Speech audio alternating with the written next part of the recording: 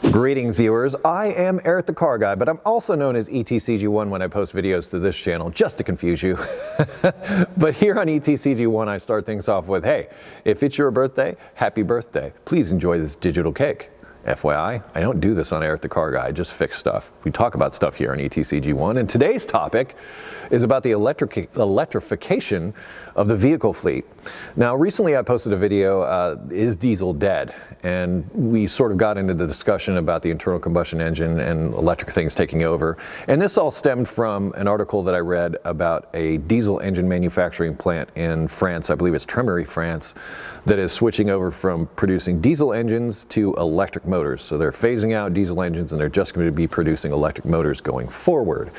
Now, I realize this is just one engine plant, but no sooner did I shoot that video, I think on the day I shot that video, General Motors announced that they're going to be carbon neutral by 2040 and only producing electric vehicles by 2035. I think Ford has made a similar promise around 2035, and I know Volvo was on this long before this, and they're somewhere sooner than that. As far as Chrysler goes, and Dodge, well, they're not now owned by Peugeot or a division of that. And I believe they own that engine plant in France that they're converting over from diesel to electric. So we'll see what happens there. I thought I'd talk a little bit today about, the internal combustion engine, where it's going, or more accurately, the electrification of the vehicle fleet based on those things that I just said. Now, I've had a recent experience with an electric, let's call it an appliance, not necessarily an electric vehicle. A couple of years ago, I bought an electric snowblower, and I was super excited about this. I've used gas snowblowers in the past, and they work great. But the problem with a gas snowblower is, especially in a place like Southern Ohio where I am, where we don't see snow that often. In fact, we haven't seen this much snow in about at least 5 years. We haven't seen this. Anyway, so it sat for a time, but it was light. So I was able to, I've got these racks that hang down from the ceiling in my garage, and I had, the snowblower stored up there. I just pulled it down, and it was easy. It was light. Brought it down, put up the handle, dropped some batteries in, got to work. And I had it done in about half an hour. I was actually really pleased with myself. And as far as snow, there was about 5 to 8 inches of snow. I did it earlier in the morning because I didn't want it to get wet and sloppy.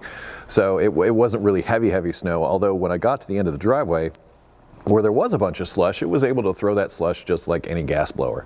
It worked just as good, if not better. And what I mean when I say that is, if I'd have let a gas snowblower sit for a couple of years, especially with fuel in the tank, I could have had to deal with like carburetor issues, the fuel going bad inside there and all of that, and trying to start it when I need it, it wouldn't be there. But the electric one, push the button, pull the handle, boom, I'm going.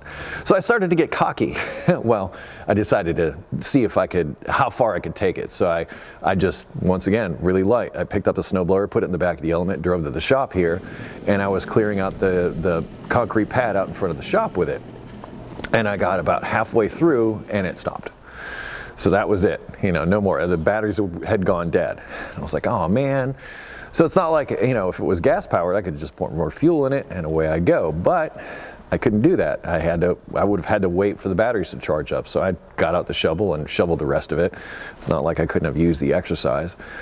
But that said, I think that's indicative of some of the things that were mentioned in the comments to the last video about range.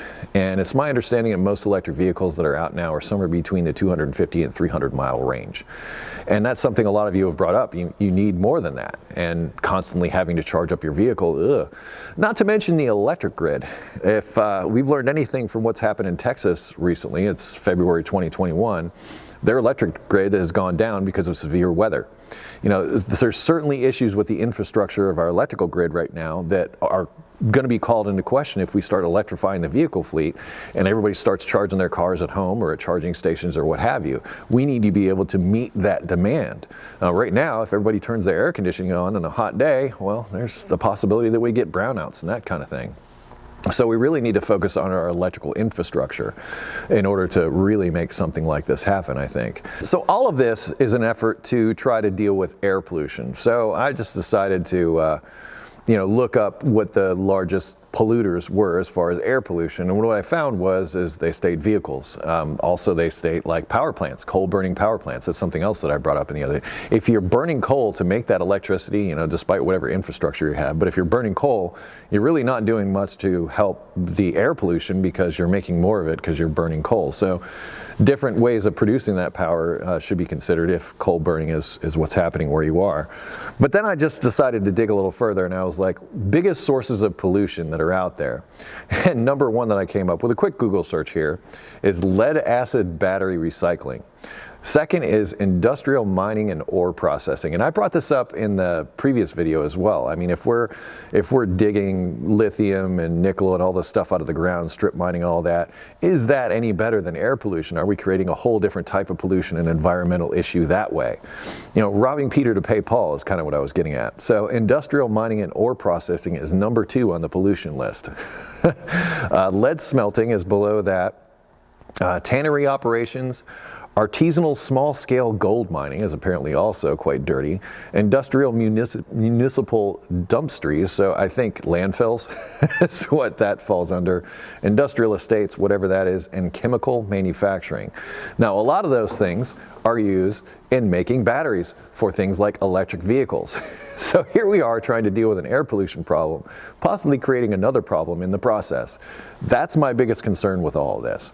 As far as the range thing, I think somebody smart will come along and figure out how to make charging stations with stuff to do for people, to do stuff. Or, we'll just have to change our lifestyles in some way if electric vehicles are the things that we're going to be driving going forward, especially when driving long distances. I think in urban areas, it's an ideal solution.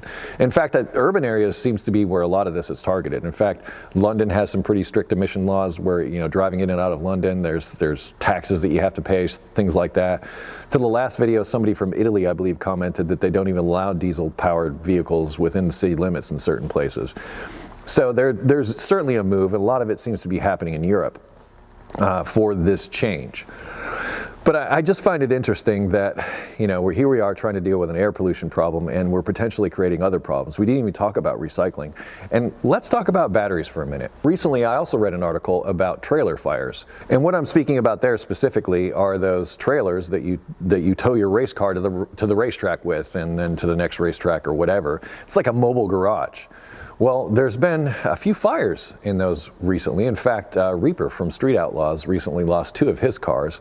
Devastating, truly devastating. And they suspect that it might have started where the battery for the winch at the front of the trailer is. And that's not the only one. It seems to be the number 1 cause of trailer fires is some form of battery, and it could be cordless tools, it could be something of that nature. So much of a problem, apparently, that some racers are making a metal box and taking all the batteries out of the trailer, putting them in the metal box in the back of the truck instead of leaving them in the trailer. Because the sad thing about the trailer fire is you're driving down the highway and you don't even know what's happening until it's too late. By the time you see the smoke or somebody's waving their hands at you while you're driving down the road telling you to pull over, by the time you get there, it's too late. And in Reaper's case, it was that. In fact, I think he even went in and pulled the cord on his fire system inside of his car to try to save it, but it was all for naught because there was just too much. It was too far gone. The fire was too well established, and that was that. They just had to wait for the fire department to show up. Very tragic. But when you're talking about a fire involving batteries, like say the kind of batteries that are in a vehicle, it's a different animal than when you're talking about gasoline. In fact, an interesting fact about gasoline is you could actually put a fire out with gasoline if you get it on there fast enough. The liquid doesn't burn, the fumes do. That's an animal fire departments have been dealing with for a while, but if we start putting all these different types of batteries in vehicles and then there's a collision and a fire, that creates a whole different deal. When you don't know, a chemical fire, a battery fire is way different than a fire involving, say, combustibles like gasoline. So that's certainly something to be considered as well as far as the safety of electric vehicles. But I think we're going there because it's convenient, it's easy, it's cheap. I like hydrogen. I like the hydrogen powered thing. I like water being, our only form of emissions. But a couple of things. I believe that they use a lot of those same expensive components that are used in catalytic converters like platinum, palladium, and rhodium in order to produce a hydrogen vehicle. Also, it's kind of a Rube Goldberg setup. Not saying that it doesn't work, but it's a lot more complicated than electric vehicles, and I think manufacturers like that. because it's easier. There's less moving parts, there's less stuff to go wrong, and it's cheaper to manufacture. I think that's the bottom line. I think money drives everything. And if it's cheaper to produce electric vehicles, I think that's where we're going. And it seems that the car makers have already, laid their hands and said, okay, 2035, this is our year. Anyway, I thought I'd put that out there, those thoughts, and see what you, the audience, had to come back with on that and some of those points that I mentioned during the course of this video. Curious to what your thoughts are. Are you going to be driving an electric vehicle? Personally, I might. But I don't want to, here's my biggest fear. My biggest fear is we get to like 2035 and they say, okay, we're only producing electric vehicles. Those of you driving internal combustion vehicles, you're going to have to give those up and go electric now. And that would be a realization of that Rush song, Red Barchetta, and the motor law. And I don't want the motor law. I don't, because I like doing this too much. Maybe there'll be special exceptions or something. I don't know. I really don't know. But seems that about the next 14 years, we're going to find out, right? And there we are. Comments, get to it down there. And also, if you have automotive questions, I'm going to put a link in the description to air@thecarguide.com to help you. Also links to some different articles and things that you might find interesting. So check the description for additional information. Thank you so much for watching today. Be safe, have fun, stay dirty, and I will see you next time. Thanks for watching. Bye.